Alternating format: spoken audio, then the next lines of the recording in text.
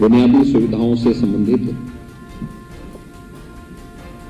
144 परियोजनाओं की लोकार्पण कार्यक्रम में मंच पर उपस्थित अपर मुख्य सचिव गृह श्री अवनीश कुमार अवस्थी जी, पुलिस महानिदेशक श्री DS चौहान जी, अपर मुख्य सचिव सूचना श्री नवनीत सहगल जी, प्रमुख सचिव मुख्यमंत्री कार्यालय श्री संजय प्रसाद जी, अपर पुलिस महानिदेशक कानून व्यवस्था श्री प्रशांत कुमार जी, पुलिस विभाग के सभी वरिष्ठ अधिकारीगण, हमारे बहादुर जवानों और प्रदेश भर से उन सभी 41 जनपदों से जहां से जुड़ी हुई 144 ये परियोजनाएं आज यहां लोकार्पित हुई हैं, उन सभी स्थानों पर भी उपस्थित सभी पुलिस के हमारे अधिकारी और पुलिस विभाग के सभी जवान और उपस्थित भाइयों बहनों, मैं सबसे पहले दुनिया के सबसे बड़े पुलिस बल को रुपये 260 करोड़ रुपए की लागत की 144 परियोजनाओं को लोकार्पित करते हुए अत्यंत आह्लादित हूं। मैं इसके लिए पूरे पुलिस बल को हृदय से बधाई देता हूं।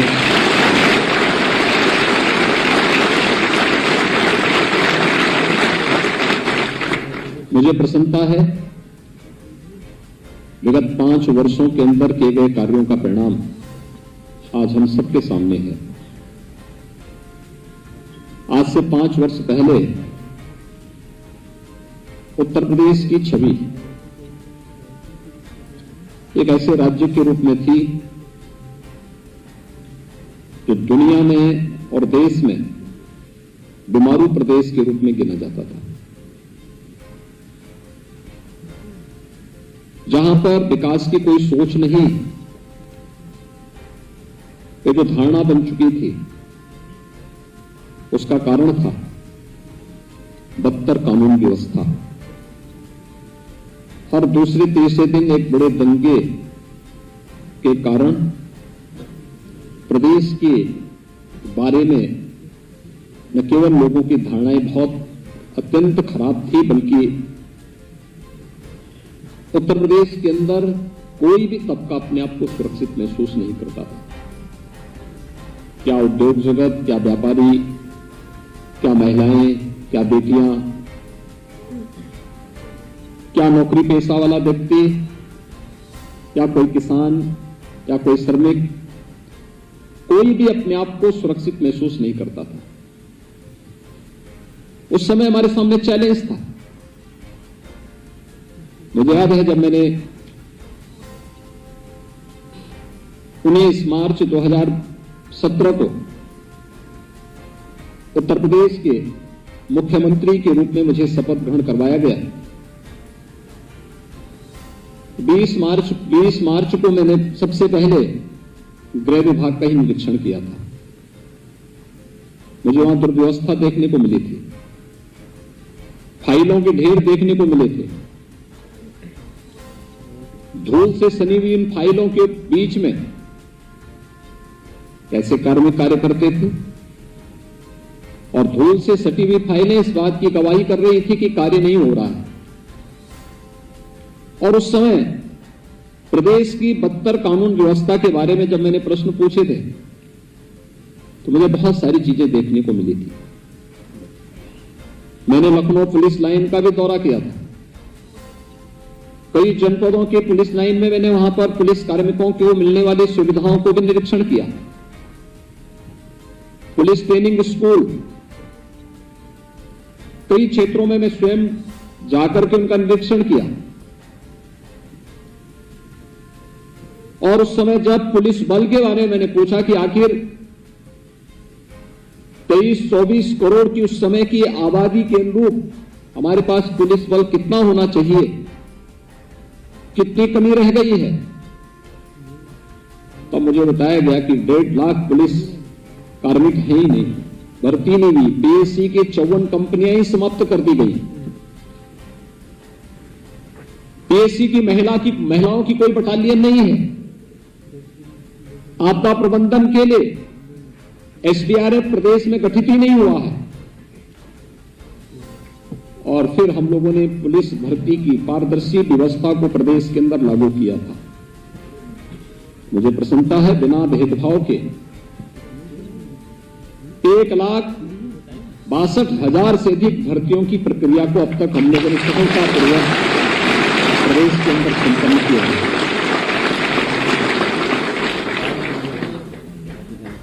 भर्तियां करना ही उचित उसका समाधान नहीं था। भर्ती होने वाले कार्मिकों की उचित ट्रेनिंग की व्यवस्था भी हो। ट्रेनिंग की क्षमता को दुगनी तिगुनी किया गया। हम केवल कार्मिक भर्ती और उन्हें ट्रेनिंग तक ही सीमित नहीं रखेंगे, बल्कि समय की रफ्तार के अनुरूप हमें देश ही नहीं दुनिया के सबसे बड़े पुलिस बल को रखना है। इसके लिए उसके आधुनिकीकरण की भी एक व्यवस्था बनाई गई। प्रदेश में पहली बार 18 प्रक्षेत्रीय मुख्यालयों पर साइबर लैब्स की स्थापना की गई। एफएसएल की जो लैब्स थी उनकी स्थापना के लिए भी प्रदेश सरकार के स्तर पर कार्रवाई आगे बढ़ाई। जो पहले 4 थी उसे बढ़ाकर के 12 तक पहुंचाई गई। प्रदेश के अंदर एसएसएफ का गठन किया गया, स्पेशल सिक्योरिटी गार्ड, और अन्य हर एक क्षेत्र में कुछ न कुछ नया करने का परिणाम है।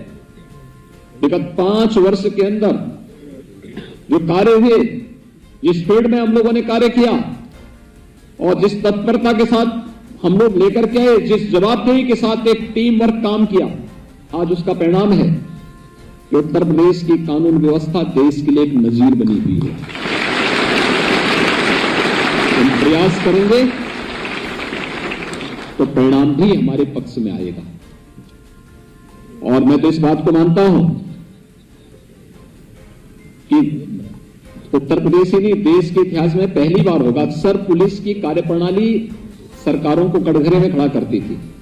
पहली बार हुआ है जब प्रदेश के विगत विधानसभा चुनाव में कानून व्यवस्था एक मुद्दा था और उस आधार पर आधी आबादी ने तो केवल उस आधार पर सरकार के समर्थन में अपना वोट पोल किया था। प्रदेश निवेश के सबसे अच्छे गंतव्य के रूप में उभरा। जिस प्रदेश में कोई आना नहीं चाहता था, जो पहले से निवेश किए हुए थे, वो उद्यमी व व्यापारी यहां से पलायन कर रहा था, उस उत्तर प्रदेश में देखते ही देखते 4 लाख करोड़ रुपए से अधिक का निवेश हो जाए, ये अपने आप में एक नया मॉडल था। और आज मैं कह सकता हूं, देश और दुनिया का कोई ऐसा उद्यमी नहीं जो उत्तर प्रदेश के अंदर निवेश न करना चाहता है। और व्यक्ति चाहता है उत्तर प्रदेश में निवेश होना चाहिए। बेहतर कानून व्यवस्था की स्थिति, अभी विगत दिनों जो कार्यक्रम प्रदेश के अंदर चले हैं, कोई कल्पना करता था कि धर्मस्थलों से माइक बिना किसी विवाद के उतर जाएं? यह भी हुआ है प्रदेश में। ये कोई मानता था कि धर्मस्थ कोई भी सड़कों पर कोई धार्मिक कार्यक्रम नहीं होंगे?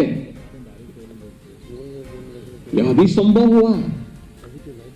इसने प्रदेश की छवि को बदला कि वाह, उत्तर प्रदेश में क्या हो रहा है। उत्तर प्रदेश ने तो कुछ आमूलचूल परिवर्तन करके रखे हैं। और ये एक सजग पुलिस बल के दम पर, बल पर, और पुलिस की धमक जो एक अपराधी के मन में भय पैदा करे, लेकिन एक कॉमन मैन के मन में एक सम्मान का भाव भी पैदा करे। और वही तो आज उत्तर प्रदेश पुलिस उसी दिशा में अग्रसर हुई है और उसे उसी मार्ग पर आगे बढ़ करके अपनी मंजिल को प्राप्त करना है। और इसी दृष्टि से आज यहां पर हम सब एकत्र हुए हैं। इसके लिए हम लोगों ने पुलिस के जवानों और पुलिस के अधिकारियों के लिए बुनियादी सुविधाओं को भी वहां पर देने का कार्य किया। बैरक नहीं थे।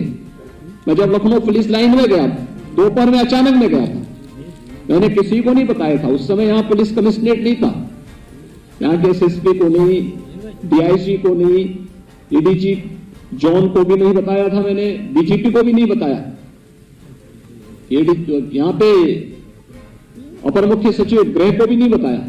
मैं चुपचाप दोपहर में निकला, पुलिस लाइन की तरफ गया। पुलिस लाइन में मैं दोपहर में पहुंचा और जब लखनऊ पुलिस लाइन में मैंने देखा, मैं अचानक गया वहां पर। मैंने पुलिस लाइन में कुछ निरीक्षण करने के बाद में मैंने कहा बैरक कहां है, कहां पुलिस कार्मिक रहते हैं। अब आश्चर्य करेंगे, पुलिस के 2 जवान वहां पर जो रात्रि की ड्यूटी में अपने रहे होंगे, दोपहर में सो रहे थे, आराम कर रहे थे। मैं देख रहा था कि ऊपर से पूरी छत टूटी हुई थी,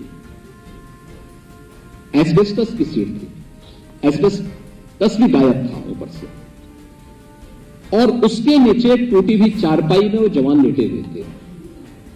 मैं जैसे वहां अंदर गया तो जवान अपना आंख मलते थे, मेरी तरफ देखा। मैंने कहा नहीं, आप सही देख रहे हैं, लेकिन आप यहां पे इस ऐसे में कैसे रहते हैं? यहां तो सांप होंगे, बिच्छू होंगे, आप लोगों को भय नहीं रहता? बेचारा संकोच में आ गया। मैंने कहा नहीं, आप आराम करिए, मैं आपको डिस्टर्ब करने के लिए नहीं आया, मैं केवल देखने के लिए आया। और फिर मैं आया, मैंने कहा गृह विभाग की बैठक ली। मैंने कहा कि अच्छी बैरक क्यों नहीं बन सकते? कहा पैसा लगेगा। मैंने कहा कितना पैसा लगेगा? एक साथ मैंने उस समय 6,000 करोड़ रुपए की परियोजनाओं को उत्तर प्रदेश पुलिस बल और गृह विभाग के लोग स्वीकृत किए। और हमने कहा देखो, पुलिस की जहां पुलिस लाइन नहीं वहां पुलिस लाइन की स्थापना करो। हर पुलिस लाइन में महिला और पुलिस कार्मिकों के लिए बैरक की स्थापना हो, अच्छी और पर्याप्त जगह उन्हें प्राप्त वहां मिले। हर थाने में भी इस प्रकार की व्यवस्था दी जाए, पुलिस चौकियों में भी सुविधा दी जाए। आधुनिकीकरण के साथ साथ उनकी बुनियादी सुविधाओं की ओर भी हमें ध्यान देना होगा, और उन बुनियादी सुविधाओं को आगे बढ़ाने के क्रम में आज मुझे प्रसन्नता है कि हम लोगों ने विगत 4-5 वर्षों के अंदर जिस कार्यक्रम को आगे बढ़ाया था, उसमें से 144 परियोजनाएं आज पूर्ण हुई हैं, अत्याधुनिक सुविधाओं से युक्त हैं।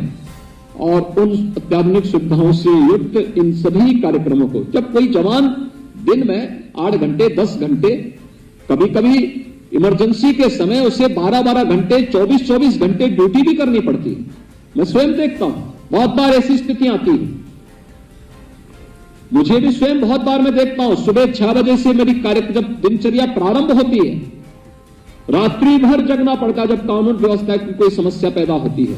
और रात्रि भर मुझे भी पूरी टीम के साथ जगना पड़ता है, रुकना पड़ता है, देखना पड़ता है, जब तक कि हम सफलता के किसी एक निष्कर्ष पर नहीं पहुंच जाते हैं, तब तक हम लोग प्रदेश की कानून व्यवस्था के साथ किसी भी प्रकार की कोई खिलवाड़ स्वीकार नहीं कर सकते। और उन स्थितियों में मैं देखता हूं जवान या अधिकारी, पुलिस के अधिकारीगण बाहरी क्षेत्रों में उन स्थितियों को संभालने में जब अपनी पूरी ताकत लगाते हैं, हम लोगों को भी रुकना पड़ता है।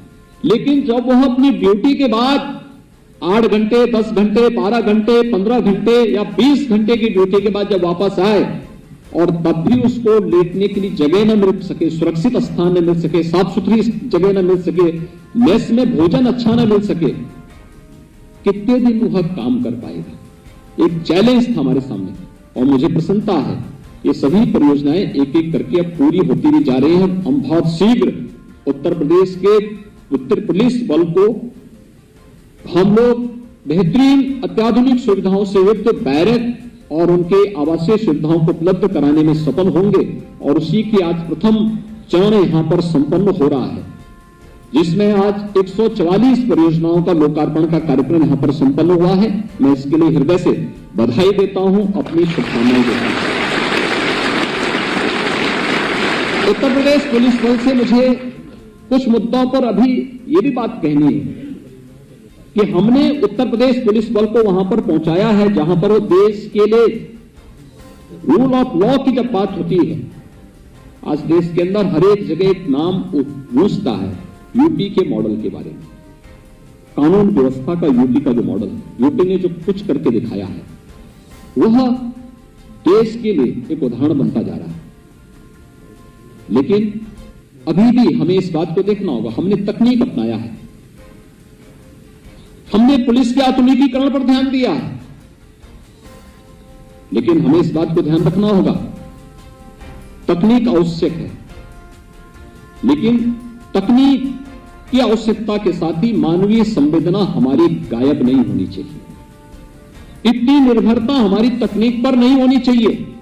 हम तकनीक को संचालित करें, प्रदेश की कानून व्यवस्था के लिए महत्वपूर्ण है, लेकिन हम तकनीक में ही कैद होकर के न रह जाएं। इस दृष्टि से आज सबसे बड़ी चुनौती हमारे सामने होगी पुलिस की अपरंपरागत छवि को ब्रिटिश पुलिस से हट करके भारतीय पुलिस के रूप में, यूपी पुलिस के रूप में अपनी एक नई छवि को स्थापित करने के सामने हमें नए प्रयास करने होंगे। और इसके लिए कुछ थोड़े थोड़े प्रयास हम कर लें, बहुत कुछ हो सकता है। सबसे पहला, ये यूनिफॉर्म की सबसे बड़ी ताकत है आपका अनुशासन, आपकी समयबद्धता। और इस अनुशासन को बनाए रखते हुए अगर हम समयबद्ध तरीके से आगे बढ़ते हैं, कोई कारण नहीं कि आम जन के मन में आपके प्रति श्रद्धा और सम्मान का भाव जागृत न हो। हम इस बात को हमेशा देखते हैं कि हर व्यक्ति पुलिस की शिकायत करता है, तो मैं अक्सर बोलता हूं उनसे कि भाई ठीक है, हम पुलिस को वहां से हटा देते हैं। अरे नहीं साहब, ये नहीं करना है। मैं कहता हूं यार देखो, शिकायत भी आप कर रहे हैं, हटाने के लिए भी मना कर रहे हैं। अरे सुरक्षा तो फिर बोलते हैं कि नहीं, सुरक्षा तो वही दे रहे हैं। आखिर कोई कहां कारण है जहां पर अभी भी उस सुरक्षा देने के बावजूद भी व्यक्ति प्रश्न के दायरे में हमें खड़ा करता है? कोई बात तो होगी, कहीं तो कोई कारण होगा, और उन्हीं बातों को चिन्हित करने की आवश्यकता है। आज आपके पास संसाधनों की कमी नहीं है, पुलिस बल की भी कमी नहीं है। मैं देख रहा हूं जिन थानों में पहले 25-30 पुलिस कार्मिक होते थे, आज वहां पे 60, 70, 75 तक पुलिस कार्मिक है।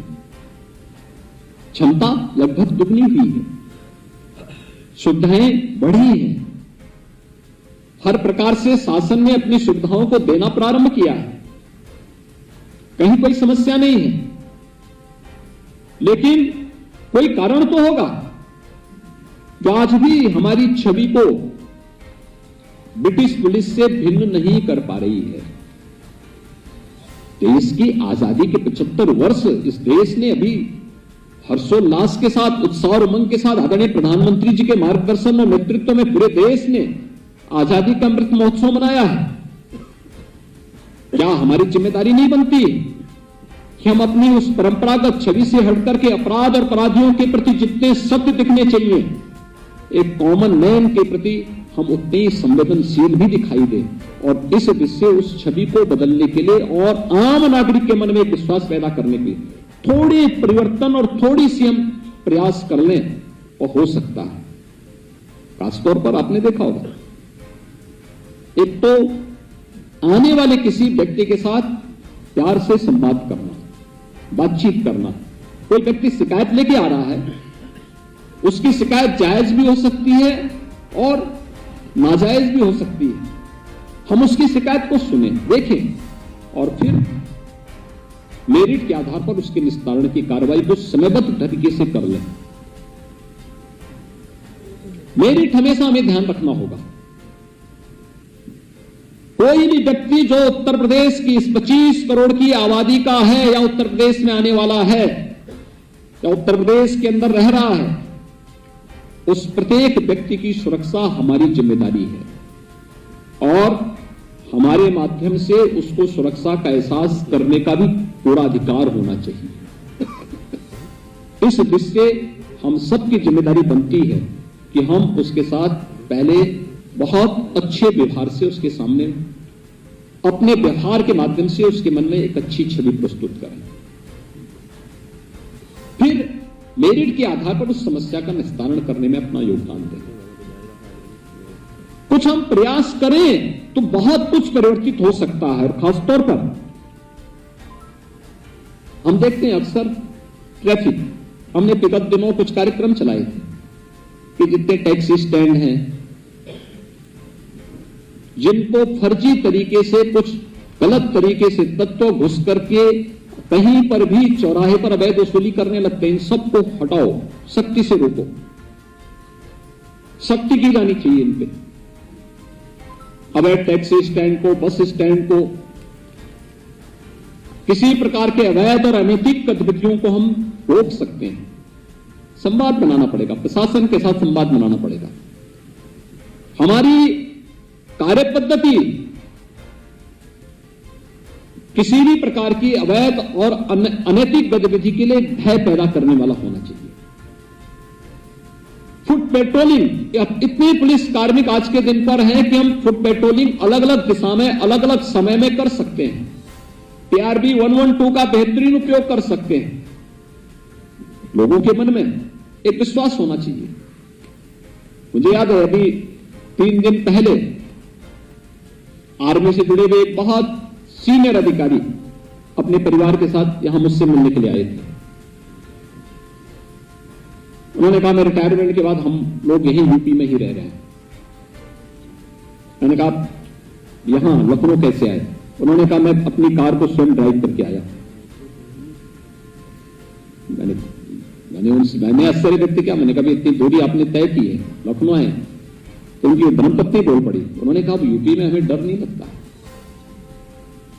अब हम लोग चल रहे हैं पूरी तरह, कहीं कोई समस्या नहीं। उन्होंने कहा कि हम लोग जब चले थे सायंकाल और लखनऊ के लिए प्रस्थान किए तो उन्होंने कहा हर चौराहे पर हमें पुलिस कार्मिक दिखाई दी, कि आपकी PRB 112 दिखाई दी। देखिए पब्लिक के मन में एक विश्वास है। PRB 112 चौराहे पर है, रात्रि के समय उसकी फ्लश लाइट जल रही है। एक कॉमन मैन के लिए वह एक विश्वास है, सुरक्षा का विश्वास। और यही नहीं, एक अपराधी के लिए वह एक भय भी है कि गलत करेगा तो फिर यही बत्ती उसे अंदर भी करवा देगी। एक भय दिखना चाहिए। CBSE बोर्ड की एक बालिका जिसने अभी हाल ही में CBSE बोर्ड की परीक्षा में सेकेंडरी हायर एजुकेशन में उसने टॉप किया है, पूरे देश के ऑल इंडिया टॉपर है, यूपी की है, शामली की। वह बेटी मुझे मिलने के लिए आई थी और मिलने के बाद अपने परिवार के साथ आई। उसके बाद जब वापस जा रही थी तो मीडिया के लोग मिल गए। मीडिया के प्रतिनिधियों ने पूछा होगा कि कहां से आए? उन्होंने कहा मैं शामली से आई हूं। आप सोचिए, शामली वही जगह है जहां किराना का पलायन होता था, कांधला में पलायन होता था। जब उससे पूछा गया कि आपको डर नहीं लगता, उन्होंने कहा साहब तो बेटी, अब कहां हम लोगों को भय लगता, अब तो हम लोग बहुत उसके साथ घर के बाहर जा सकते हैं, बाजार जा सकते हैं, स्कूल जा सकते हैं, कहीं कोई भय नहीं है। यानी CBSE बोर्ड को टॉप करने वाली हाई स्कूल की एक बालिका इस रूप में इतनी बेझिझक अपनी बात को कहती है। ये चीजें दिखती हैं। पुलिस ने कुछ मोर्चों पर काम किया, लेकिन अभी बहुत कुछ किए जाने बाकी है। वर्तमान में युवा पीढ़ी के सामने जो सबसे बड़ी चैलेंज है वह है नशा। नशा के कारोबारी युवा पीढ़ी के भविष्य के साथ खिलवाड़ कर रहे हैं और इसलिए नशा के खिलाफ उत्तर प्रदेश पुलिस बल को अब एक बृहद अभियान छेड़ना होगा। नशा का कारोबारी कोई भी हो, अगर वह अवैध और अनैतिक तरीके से युवा पीढ़ी को बर्बाद करने के लिए अपनी अनैतिक गतिविधियों को संचालित कर रहा है, हमें उसके खिलाफ कानून के शिकंजे में उसे कैद करते हुए उसको जितनी सख्ती के साथ उनके मंसूबों को ध्वस्त करना होगा, हमें उतनी सख्ती के साथ उसके खिलाफ अपने अभियान को आगे बढ़ाना होगा। और जिससे चाहे वह ड्रग के कारोबारी हो, जहरीली शराब के कारोबारी हो, या कोई भी इस प्रकार के अनैतिक और अवैध गतिविधि में लिप्त जो अपनी पूरी युवा पीढ़ी के खिलाफ एक षड्यंत्र कर रहे हो, यह अपने आप में एक राष्ट्रीय अपराध है। उस अपराध और ऐसे अपराधियों के खिलाफ हमारी एक नई मुहिम प्रारंभ हुई है और इस मुहिम में उत्तर प्रदेश पुलिस बल को पूरी मजबूती के साथ आगे बढ़कर के कार्य करना होगा, क्योंकि यह देश को बचाने की एक मुहिम होगी। आज हमारी सबसे बड़ी ताकत देश के अंदर हमारा यूथ है। सबसे बड़ी आबादी यूपी में निवास करती है और हम गर्व के साथ कहते हैं कि हमारे पास देश का सबसे अच्छा यूथ है, सबसे जुझारू यूथ है। इस युवा पीढ़ी के भविष्य के लिए हमें किसी माफिया और किसी भी ऐसे अपराधी को कोई छूट नहीं देनी चाहिए जो युवा पीढ़ी के भविष्य के साथ खिलवाड़ कर रहा है। मुझे पूरा विश्वास है कि विगत 5 वर्ष के अंदर जिन कार्यक्रमों को लेकर के यूपी पुलिस बढ़ी है, उन कार्यक्रमों को सफलतापूर्वक आगे बढ़ाने के साथ ही हम प्रदेश के अंदर कानून का राज स्थापित करने के शासन की इस मंशा के अनुरूप अपने कार्य पद्धति को आगे बढ़ाएंगे। पुलिस कार्मिकों को दी जाने वाली इन सुविधाओं को और बेहतरीन करने की दिशा में सरकार पूरी तरह प्रतिबद्ध है। आज एक बार फिर से मैं गृह विभाग को प्राप्त होने वाले 144 परियोजनाएं हैं, यानी अभी ये काफी कम है, अभी तो 1/4 है। अभी इससे जो है 2/3 से अधिक 3/4 से अधिक परियोजनाएं ऐसी हैं जिन पर कार्य चल रहा है। हम कर्मिक रूप से उन्हें पूरा करते हुए बेहतरीन सुविधाएं हर एक पुलिस लाइन में, हर एक थाना और पुलिस चौकी में भी उपलब्ध करवाने का कार्य करेंगे। मैं एक बार फिर से इन सभी परियोजनाओं को उत्तर प्रदेश पुलिस बल को हृदय से बधाई देता हूं, अपनी शुभकामनाएं देता हूं। धन्यवाद। जय हिंद।